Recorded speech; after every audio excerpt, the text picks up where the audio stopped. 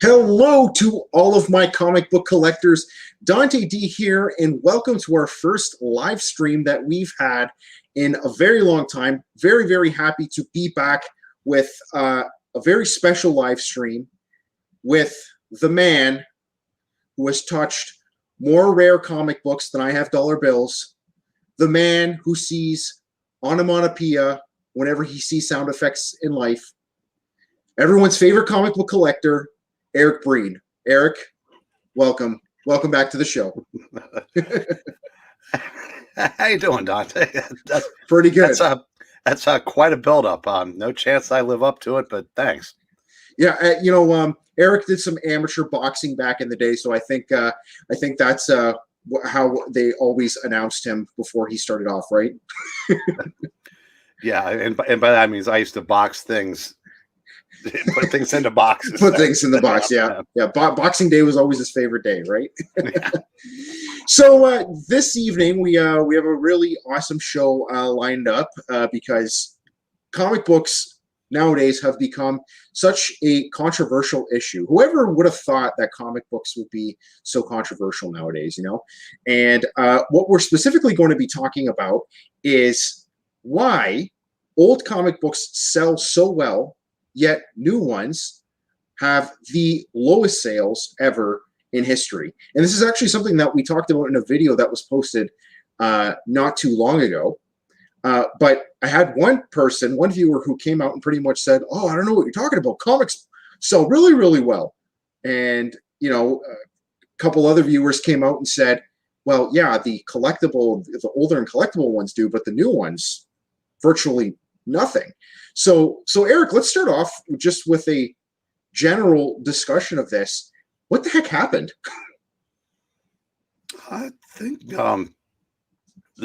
what happened was at some point the industry decided they did not like the audience they had and wanted to create a new one. And it started innocently enough. I said, yeah, we need to make comics more accessible to girls. Okay, that's fine, but instead of making comics for girls, they basically took away the comics from boys, and they came to find out that the girls that were already in the hobby liked the comics they were reading, and the boys that basically had what they liked taken away from them. So it kind of left them out in the cold. They didn't attract the new readers in anywhere near the kind of numbers that I'm sure they'd hoped. But by that time, I think they were committed to it. And then as time went on, I think the creators and in most cases management got more ideologically driven to basically turn the industry into something that I want to say that it had always been, but they were now, like before, you could read a story and it might have political undertones, but they were nuanced and maybe somewhat balanced and left to draw your own conclusions.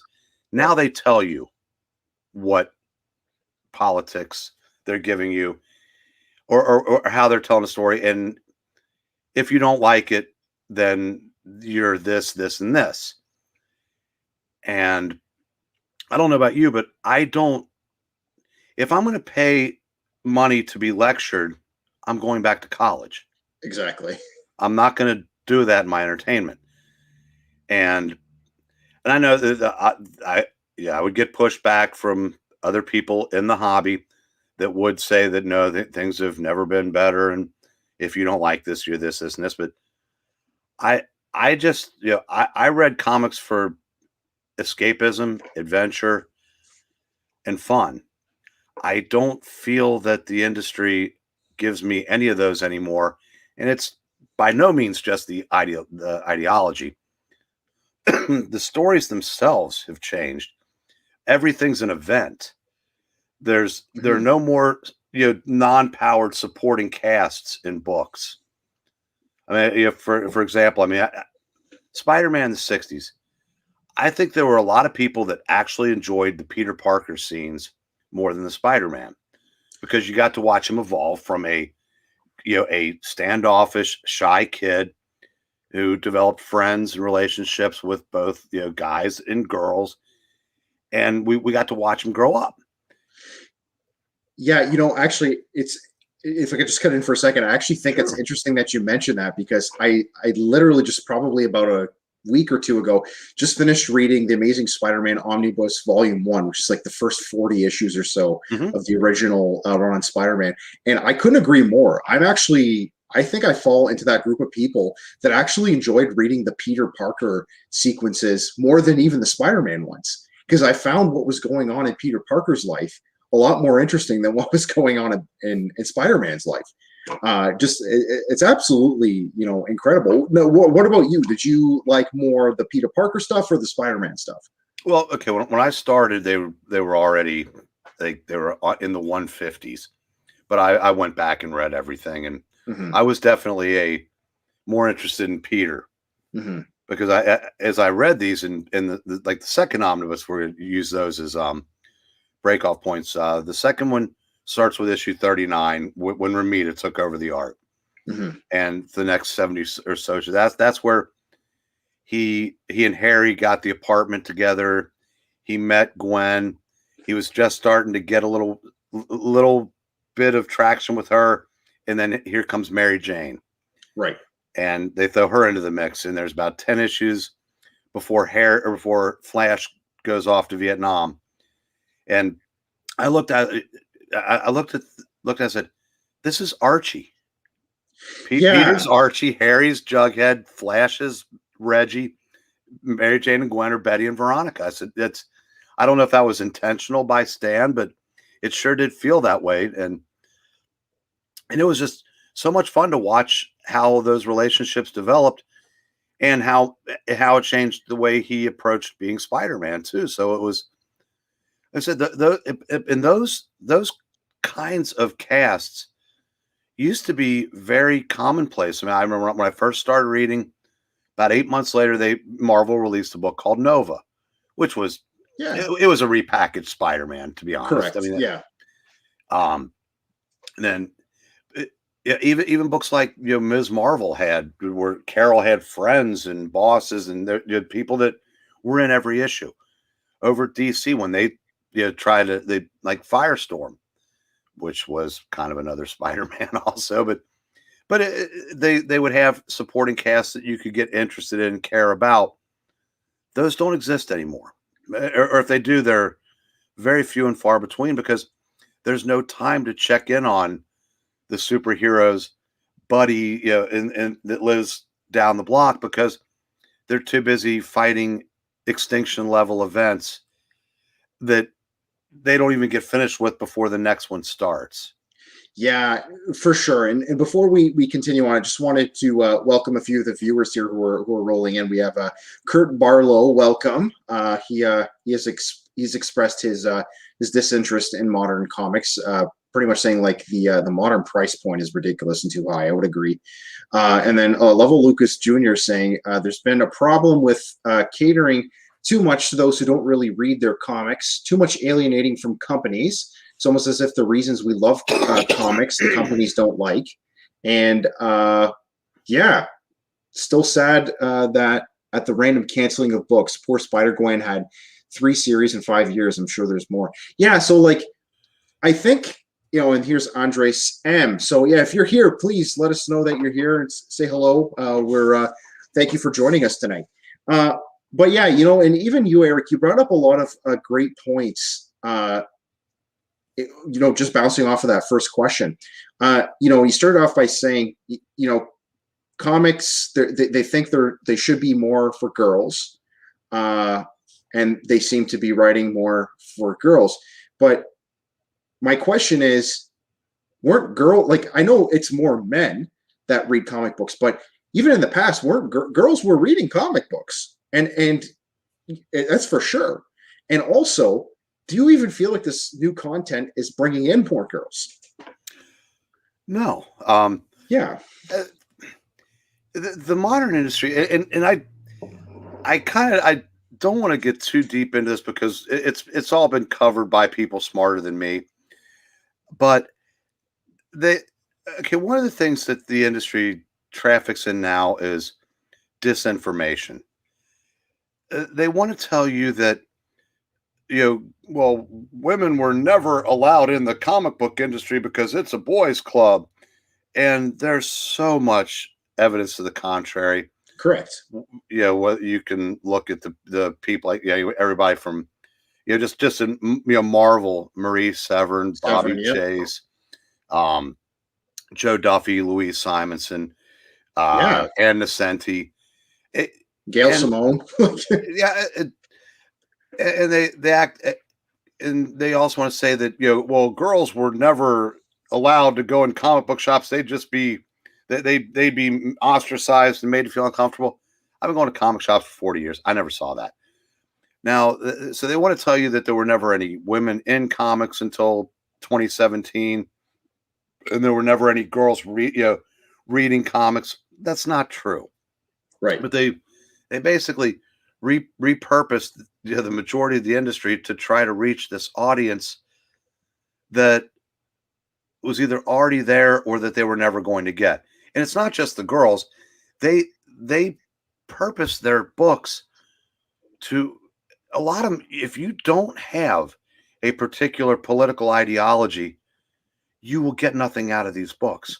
Mm-hmm. Because they truly are. I mean, it would be like taking a friend of mine that you could send into a sporting goods store to look for a football bat to a game and expecting him to enjoy it. It's not going to happen. Right. It's so I don't know. It's they, and if they then they'll turn around and tell you after that, if you don't like a certain character the way we're giving it to you, well, then it's not that the character is a one note character or has Dixie Cup depth or this or that. They said the problem is you. Now, what other industry tells its customers that they are the problem? I can't really think of. Well, I mean, there's a little bit.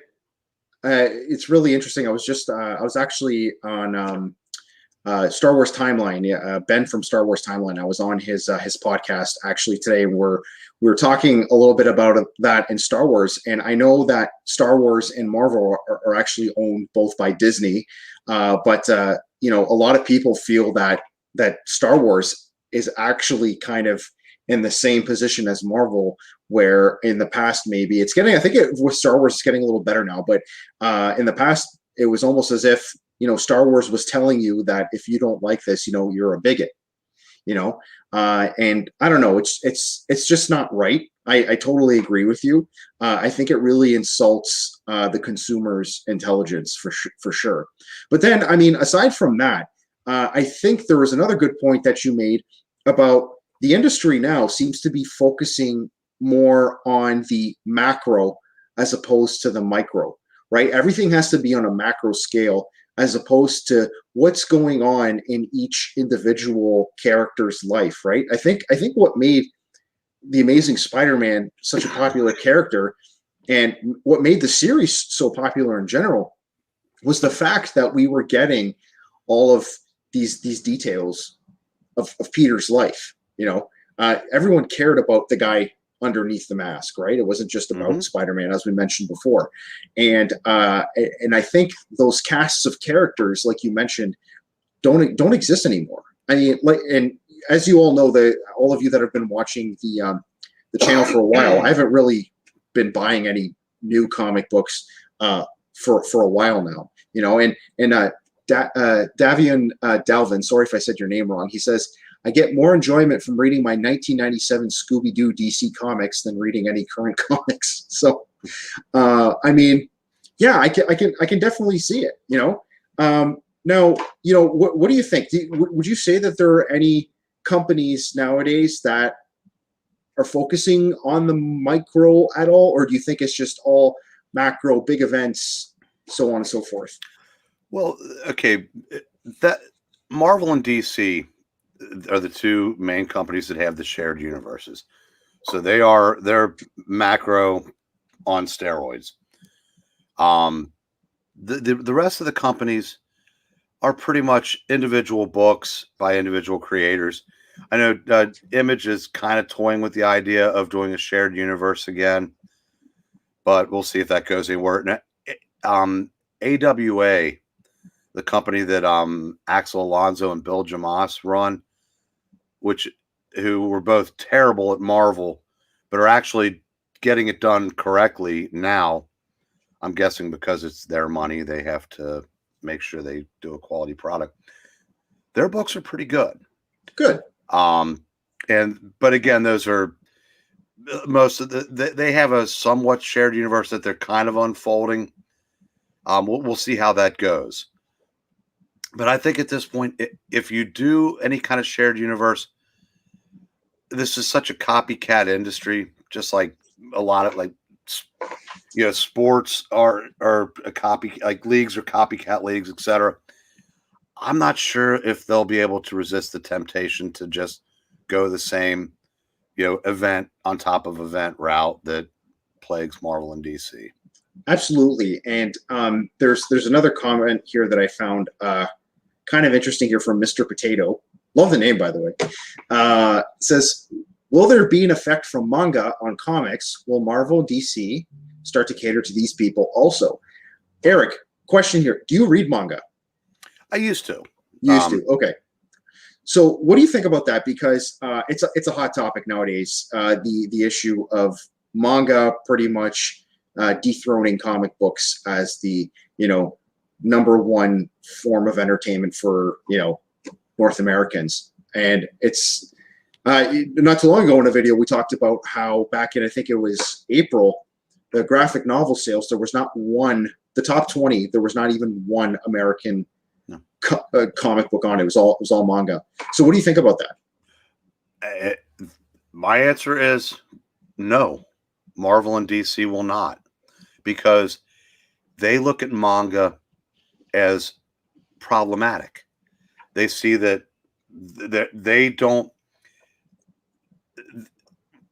Manga still caters to the audience they have.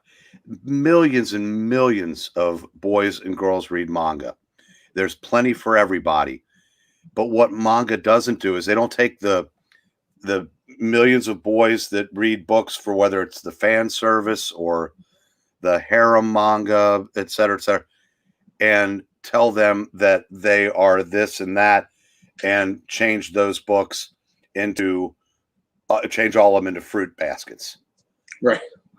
So that's a good analogy. And that might be as good as I can do there in 2021. But so they know how to take care of their audience. The American comic book industry does not. And even if they do, they're too committed to their ideology to change at this point, because they'd rather change the readership than change the content. Yeah, that's true. And I think too that as Lovell Lucas Jr. here is saying, in the past, Marvel did make, I've heard about this too, Marvel made a manga verse, and DC hired Kiya Ayasama from Silent Morbius and other mangakas to do Batman and other books. Yeah, I've seen a little bit of American characters in manga type and even anime. I think they made like a samurai Batman a few years back. It actually looks really cool, to be honest. And then I also read, I think, an article not too long ago that said that, DC and Marvel, they're starting to just license their characters to certain manga artists in Japan. Did you hear anything about that? Yeah, but to me, that's different than, the way I interpreted the question is if the American comic industry will ever go back to giving their core audience what they want. Now, right. Yeah. Marvel had a mangaverse about 21 years ago. Right. And I don't know if you saw any of those, but the people that they are catering to now would cancel every one of them, cancel everybody involved, and just get on Twitter until Twitter crashed in outrage. And even that didn't sell that well, because it's like, okay, why are you doing this? They do it better. Do what you do well. But it was Marvel trying to cash in on a trend. form, that was gaining in popularity. And I said, if Marvel and DC want to sell again, there are people there that know exactly what they have to do, but they're not going to do it. And it's become abundantly clear at this point. Now we spent quite a bit of time talking about specifically the content. Now, what are some things? And again, we've talked about this in videos in the past too. But what do you think are some things that can be done to, regardless of the content that they're selling, to actually just improve the sales? Because I think you're kind of the same mind as me that the comic book distribution methods nowadays are probably the worst that they've ever been. Yeah, there's not I don't know what can be done at this point, because the easy answer is, well, you got to get them back into 7-Elevens. You have to get them back into, grocery stores, one-stop places. That's never going to happen. Print, hell, there are a lot of those kind of places that don't even have their little magazine racks anymore, because print is a dying medium. Correct. And anything that they can put in that space is going to make them more money than print. Hell, you're trying to find a morning newspaper on your way somewhere. It's almost impossible to do. It is difficult, for sure. And so a couple of things that I said what the industry could have done is, you do still have the bookstore options for graphic novels. That doesn't do anything for the single issues. And unfortunately, the companies, when they make deals with bookstore chains, they kind of take a dump on the retailers. Right. I remember something years ago, when Marvel Masterworks, when they were still doing paperback versions of their Masterworks, Marvel did a deal with Barnes and Noble to sell them in their stores for half of what they were in comic shops. Oh, wow. Which to me is just a quintessential dick move. Yeah. When DC made the deal with Walmart to sell those $5 100-page super spectaculars, trying to get people that don't come into comic shops to go into Walmart and give another chance to find books, they did not make that offer to the stores to have them in there at the same time. If they were going for people that don't go into comic shops, why wouldn't you make that same deal with the shops so they could have them too for the people that do? What ended up happening is the speculators would go into Walmart, clean them out. They were gone by the time the kids got there, and you could find those $5 books for $25 on eBay later that day. Yeah, and that's you know what? You're right. There's just so many things that are happening nowadays that are complicating. They're just complicating the whole issue, right?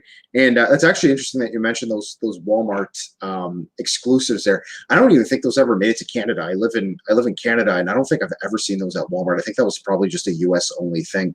But yeah, like what you're seeing with comic books, you're also seeing in other hobbies as well. So you just mentioned, the speculators are going in, they're buying up all the Walmart exclusives, and then they're going to sell them on eBay. The same thing's happening with Pokemon cards.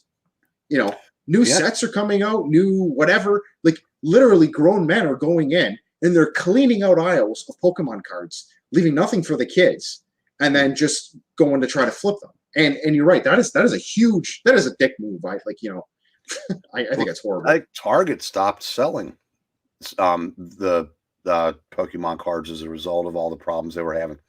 But before we get into that, we're talking about if you don't have the option of getting them into, like I said, grocery stores and convenience stores, then that puts the onus on how do you reach more people to get them into the comic shops.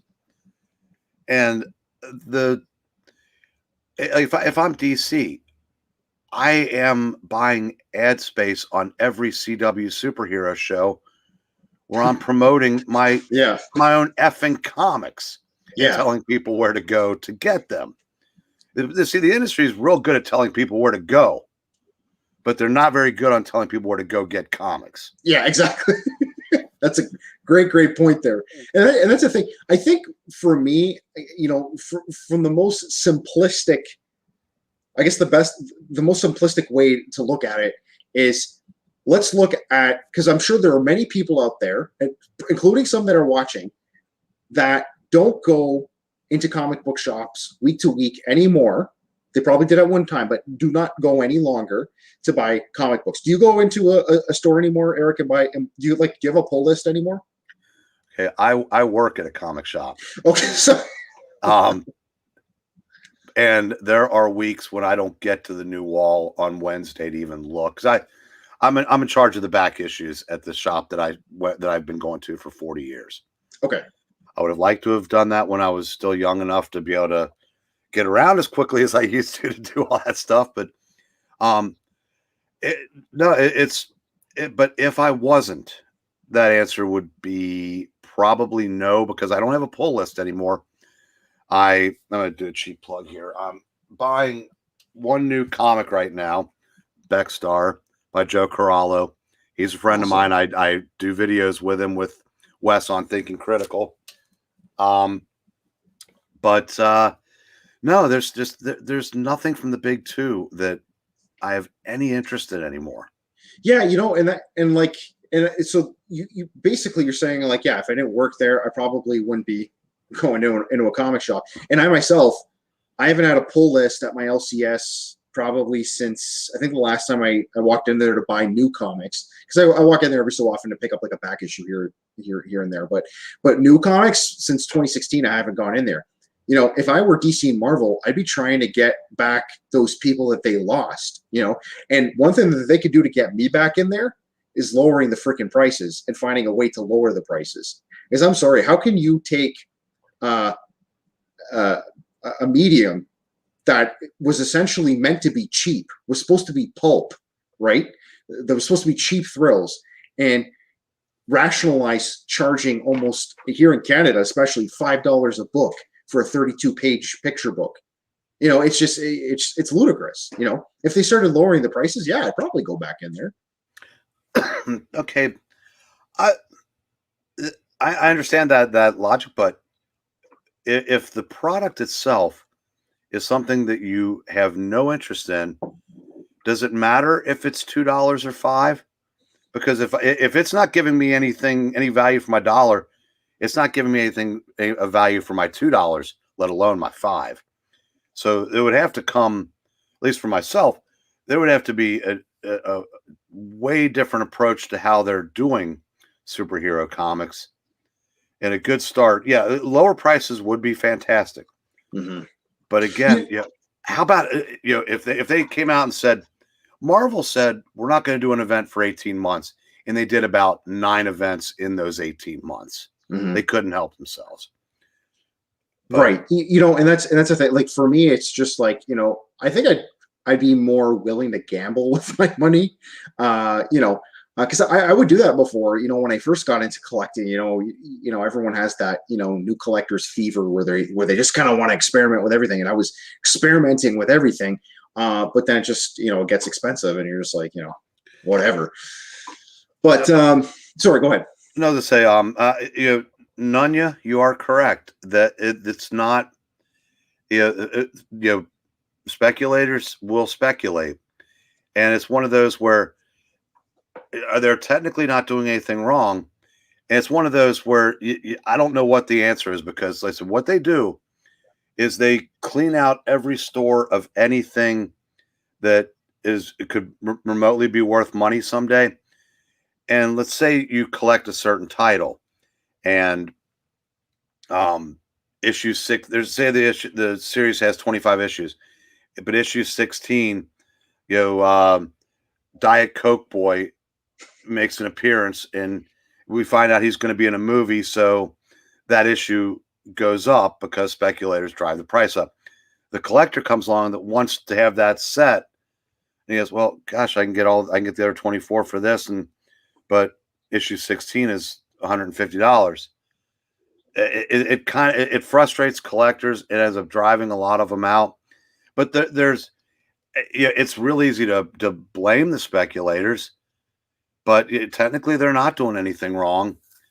I wish they would find a better way to, for themselves to make money, because it's got to be frustrating to go into shops every day looking through the same books every day because their key finder app told them that the first cover appearance of Spot is now going up in value. I don't know. I said it's being someone that never thought like that. Now, in my defense, even if I tried to speculate, I would suck at it because I am the guy whose LCS owner begged him to buy Walking Dead #1, and I said, "No, I'll pass. Give me the one next to it." So maybe it's just sour grapes, but yeah, you mentioned a lot of those hot books that you had the opportunity to buy, but missed out on. Yeah, it's you make a great point, and and that brings me to the next topic, which is old books. Old books sell amazing. It's like a frenzy on eBay, and even in comic book shops sometimes. Now, do you think that the strong sales of old comic books and back issues is so because people actually like the books, or do you think there's something a little bit more insidious going on there? It's another one that'll go back to what I was just mentioning in Nunya's comment. A lot of it is speculator driven in the back issue market as well. And I said, I personally, I don't care if the speculators, attack the Wednesday wall like a school of piranha and somebody just cut themselves. The back issue market, I kind of wish they would leave alone because it's, you go into a comic shop, a lot of them, unless you hit it at exactly the right time, the back issues for Marvel, especially in the 12, 15, and 20 cent range, it's a barren wasteland because you can find them all overpriced on eBay. Now, a lot of them are just selling to each other. It's like a hot potato, and you want to be the second to last person to own it because eventually you do hit a price point. Someone paid $285,000 for a 9.8 of Marvel Spotlight #5, first Ghost Rider. Is there someone out there that's going to pay $290, or is that guy that dropped $285? He better really like that because I think he's going to have that for a long time. Oh yeah, absolutely, and that's the problem, and that's another reason why I personally am not really actively collecting anymore. Like I have all my comics back here. I love them. I'm never getting rid of them. But I remember I used to be able, like I used to go to school in Detroit.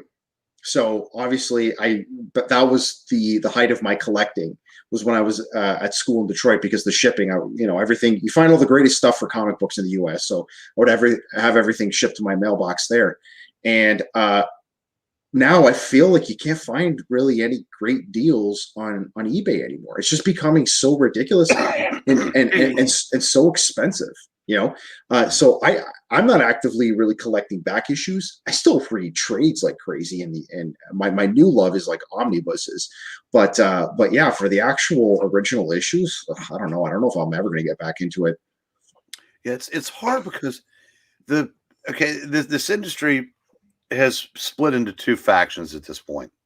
The people that buy the new stuff, by and large, don't buy back issues because a lot of the people buying the new comics have started the hobby after it's transitioned to the kind of content that it does now, where everything's an event, where everything is basically where there's a lot of one-sided political messaging and a lot of slice of life and whatnot in superhero comics, or what used to be superhero comics.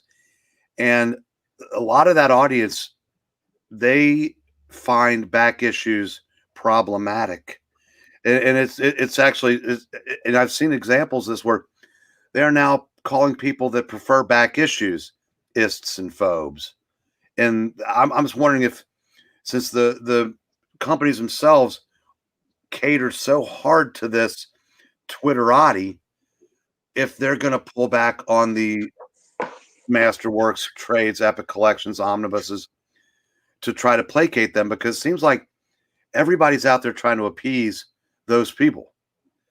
And I said, it always struck me as odd, because most of them don't buy the product that they're railing about. If they're reading it, they're getting it, they're sailing the high seas for it mostly. So, but again, then I realized it's not about the sales; it's about the ideology. And so as far as getting back to the original question about the back issues, when a lot of the speculators come in and clean out all the the desirable back stock, the people that are left to come in that would be collecting, there's not a whole lot left for them.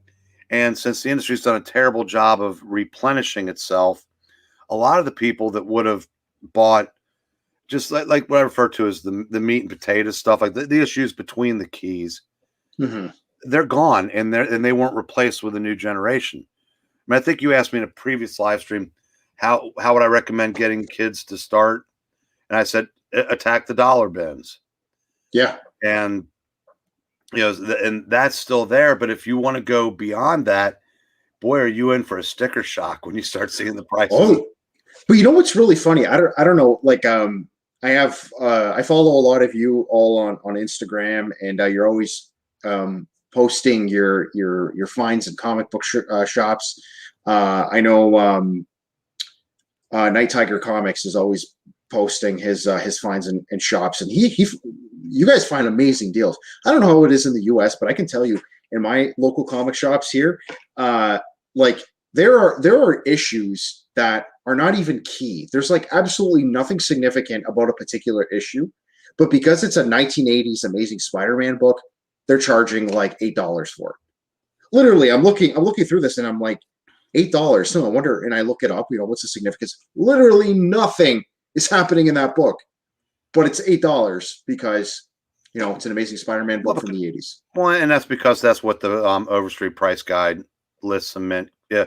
Even the most basic of Spider-Mans from the 80s will, the 6-tier pricing will, they'll be $8 at the high end. And so a lot of companies, or a lot of places, are slaves to the guide.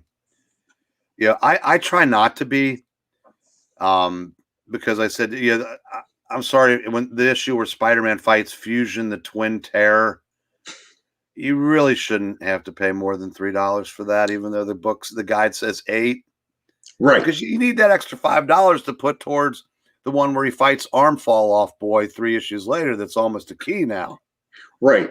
Yeah, and that's the other thing too. I think that's and Gator makes a good point here. Comics are like 17 cents in the US, and the same issues are like $8 in Canada. True that. Every single great deal that I've ever found with comic books has always been in the US. The shops here, I feel like I get it, they're running a business, but I'm sorry, the issue where Spider-Man is fighting like one-armed man, like you said, who cares? Why are you charging $8 for it? It's ridiculous, and just piggybacking off of that, I find too that nowadays people are really kind of grasping at straws when it comes to significances of issues. Like you see it all the time on social media and things like that. Oh, this book's big. It's the first time Spider-Man takes a shit in a panel. Like, it's going to be big. This is going to happen on screen. I'm sure. Like, you know what I mean? It's stupid. Well, I thought maybe you were talking about the issue of Secret Wars 2, where Spider-Man teaches the Beyonder how to take a shit. Yeah. So for those of you kids out there, so that actually did happen. That actually did happen, right? No, I think there's a reason for that. because once it's just like when you look for things to be outraged about and you run out of things, you have to create something new. Right. It just, okay, now put that in comic terms with keys. Once all the keys that have already been discovered are out there and overpriced, you have to feed the beast. So you have to find something else to become a key. And so, yeah, it does. You start, I'm sorry. Like I said, I brought up the Spot before. That literally happened about a month ago in the shop. I heard two guys talking about the first cover appearance of Spot. Because he was a villain in Peter Parker. He worked for the Kingpin. He had spots on him. Yes, I remember. Yeah. He's like white, and he can like jump through the holes. Yeah. Actually, I thought that was kind of fun. I wouldn't spend a lot of money for it, but I thought that was kind of fun. And these guys were looking for the first cover appearance because apparently someone decided, that key finder act. And let me say, if I ever had, computer hacking skills, I would hack the key finder app and just change everything. Yeah, anything I've got a ton of becomes a key. Right. By the way, I think you just created a new superhero, Arm Fall Off Man. Yeah. That's good. I have to give Englentine from I Love Comics the credit for that. The credit for that? Okay. Yeah, there was a Captain Marvel character by MF Productions where they were able to use the name because the licensing had lapsed from Fawcett. DC wasn't using it, and Marvel hadn't created Captain Marvel yet. So for about a year, they got to do that. And the character would go split, and his limbs would come off. Oh my God! So it's actually a real thing. Oh yeah, yeah. Someone slabbed an issue #1. That's crazy. I got it as a gift for Englentine and sent it to him. And it literally is, it's in. So I think he came up with Arm Fall Off Boy as a result of that. Hello, Maranya. she can attest. Yeah. That's great. That's just hilarious. But it's it's really a sad situation nowadays. But where do you think? I personally think it's only going to get worse. Do you think it's going to get better, or do you think it's going to get worse?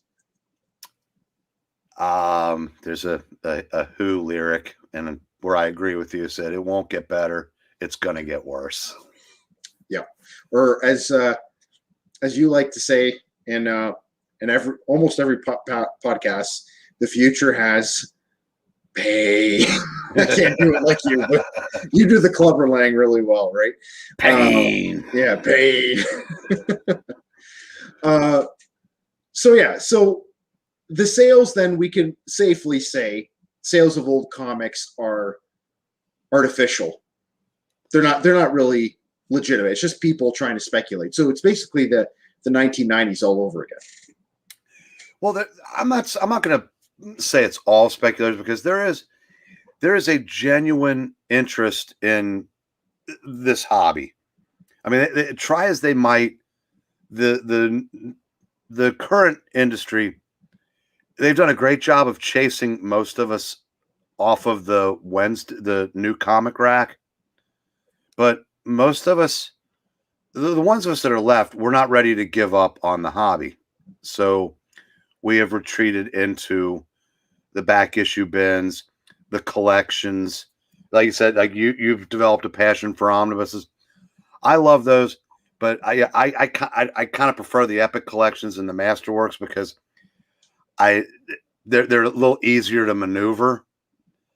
Yeah, it's good point. Yeah, like the omnibuses, I obviously can't take to work with me and read on my break.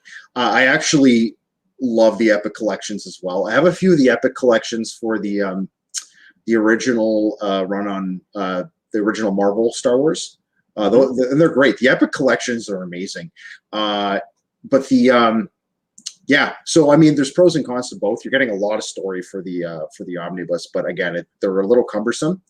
The epic collections are definitely great, but I love this comment too that Gator said. It's people that own comics that brainwash people into wanting the same issues they own, right? So, we're pulling some random $1 comic out of our collection, saying, "Hey, you seen this? This one's going to be big. Don't you want something like this too? Right? I'll sell it to you for $20." And then all of a sudden, But yeah, there's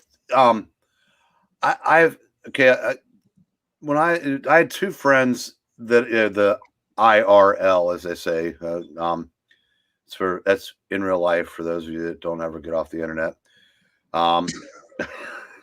And between the three of us, two of us have completely given up on new books. The other one is hanging by a thread. Two of us, buy a ton of back issues. The other one buys a ton of collections. So we're all still in the hobby. I said, I've never had more fun in the hobby, and I don't buy any new comics. So there's the nice thing about this hobby is I couldn't, if I never bought another comic, I couldn't read my way out of what I have now. Even if I stayed healthy and and would live, hell, I could live to be 99 and I couldn't read my way out of what I have. That doesn't stop me from adding to it every chance I get. I think that is the main problem of the comic book collector. If you don't have a huge backlog of comics, then you definitely are not I myself, like I said, I haven't really purchased any new comics since 2016. I picked up a few here and there, back issues here and there, but nothing significant. I still have a backlog that I have to read.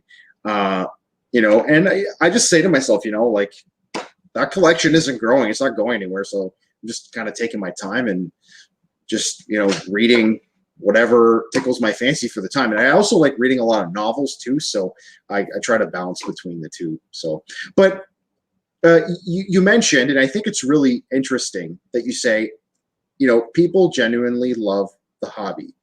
So I'm going to ask a very general question. The answer may seem obvious to many of you, and I'd like you all to weigh in if you can. Why comic books? What's appealing about them? Why do you think people are drawn to this hobby to begin with? As far as my generation, that I started the way a lot of kids start in a lot of hobbies. My brother was into it. Mm-hmm. This was mid-70s. He got out almost immediately. I never did. I don't know. There was just something neat about it. I'd been into baseball cards when I was a kid, and then I got into comics. And I really don't know if I've ever been able to put my finger on exactly why I started.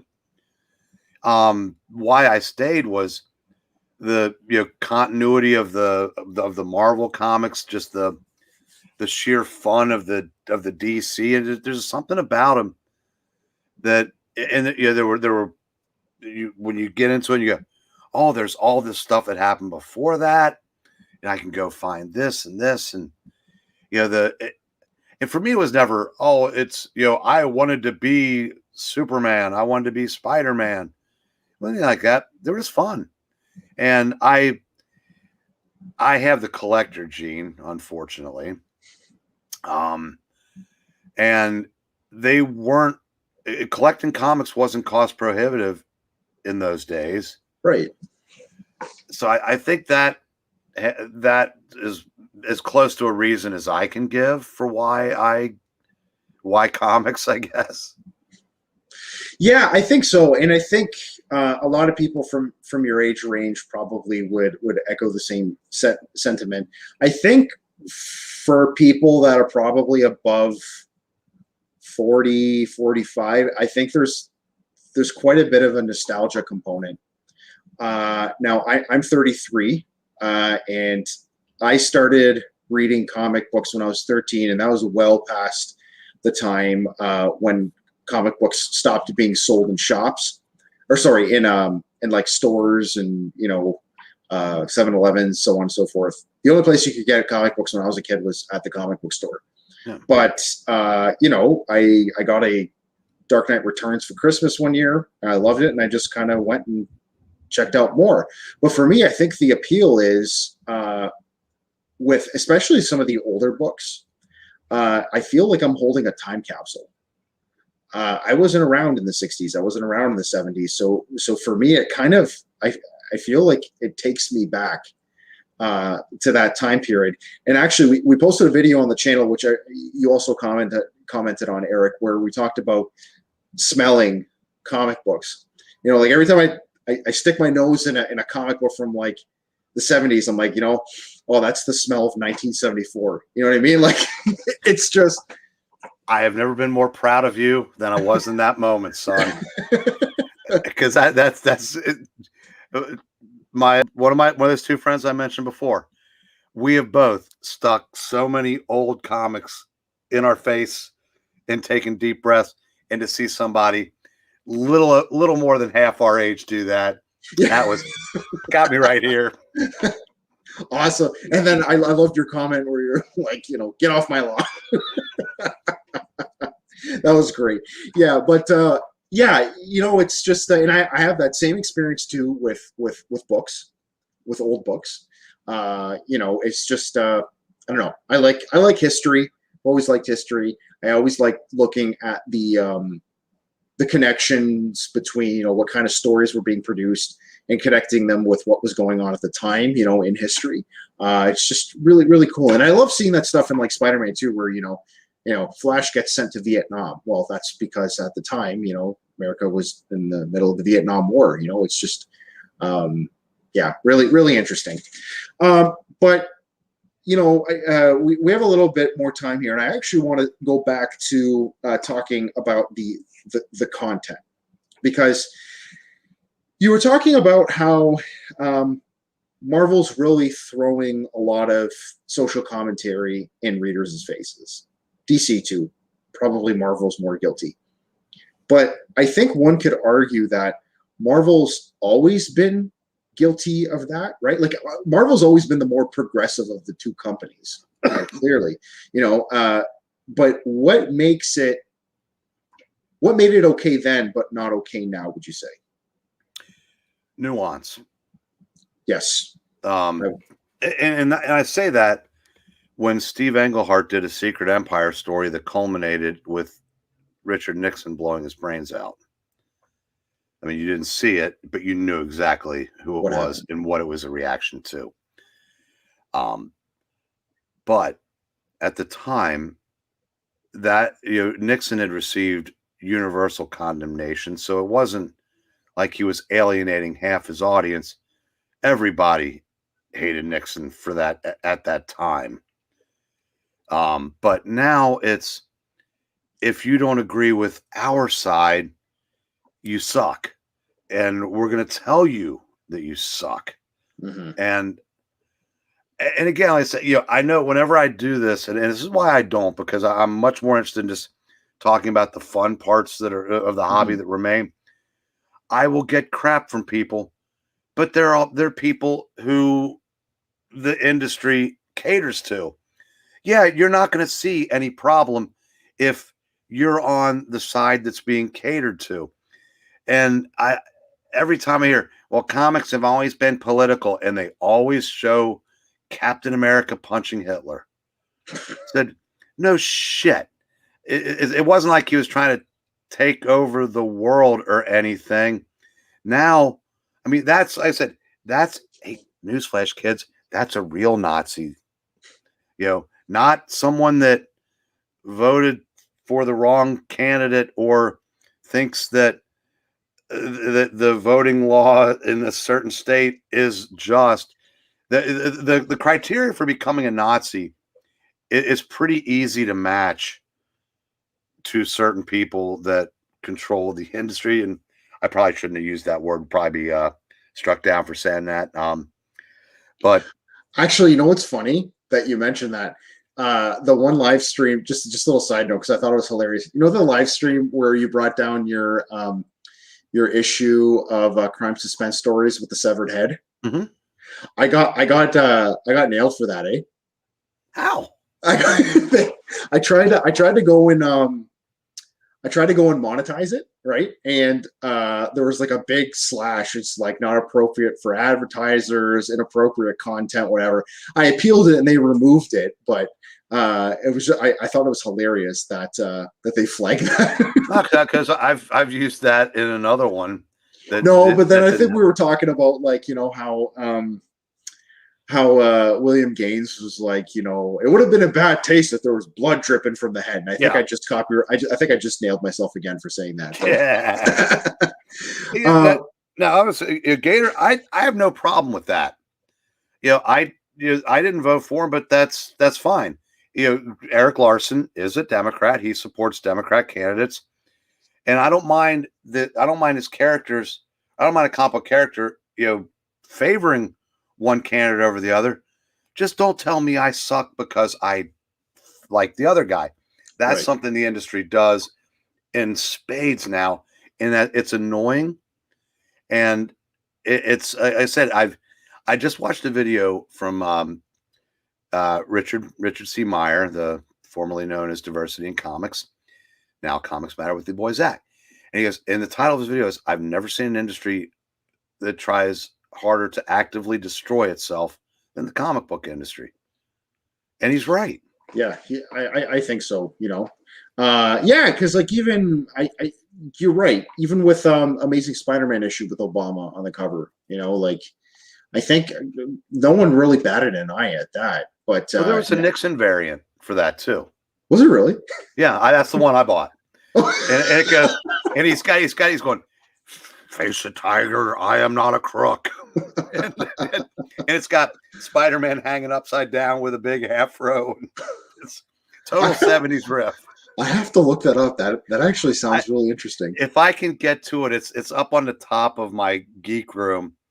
If I can get to that without falling off of the table and I look like that old lady in that commercial where she's falling and can't get up, I'll bring it to the next one we do.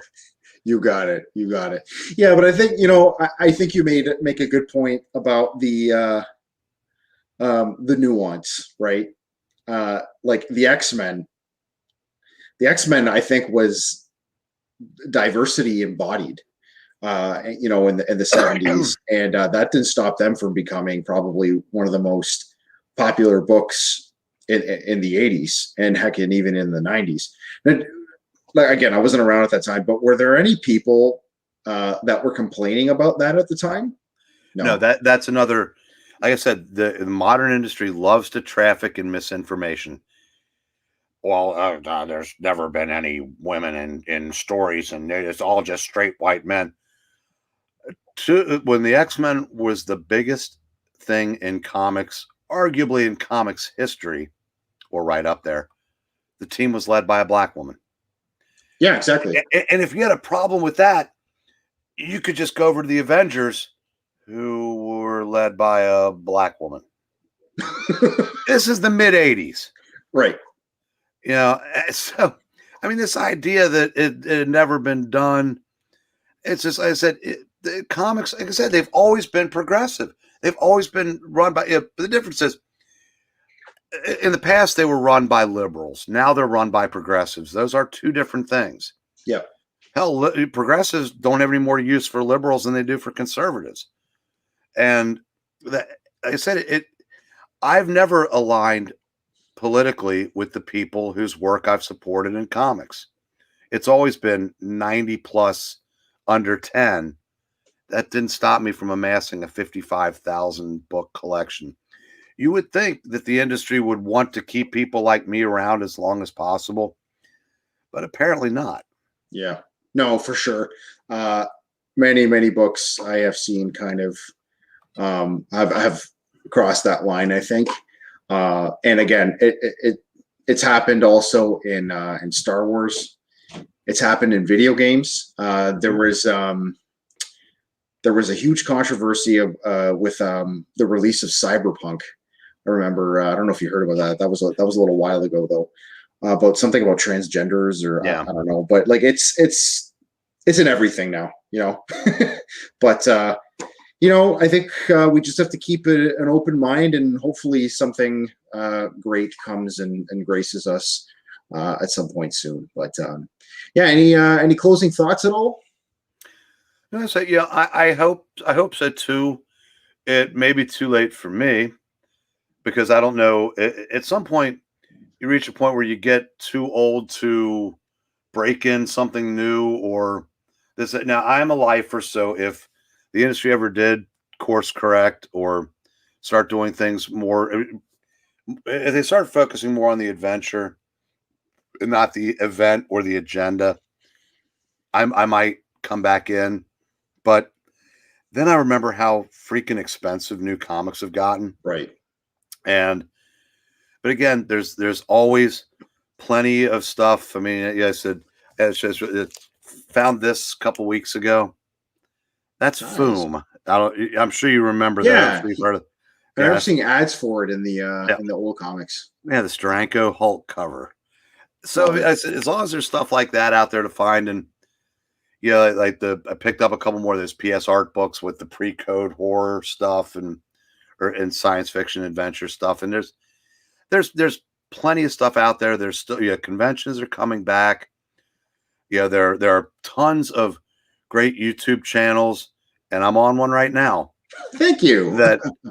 And I said, I mean, I've been doing a couple live streams with these other guys that are actually in my age group, and where I watch these guys show off books from the golden and early silver age, and I just sit there, like that kid looking inside the candy store. I mean, it's incredible. I mean, it's just so there's plenty out there, to still get excited about in the hobby, even if you never buy another new book. And that's the thing. I agree. I have to say I'm enjoying the hobby now more than ever because I'm not focusing on finding new comics. I'm focusing on the actual content and the actual reading and the actual culture of comic books, and making videos and interacting with other collectors, interacting with you.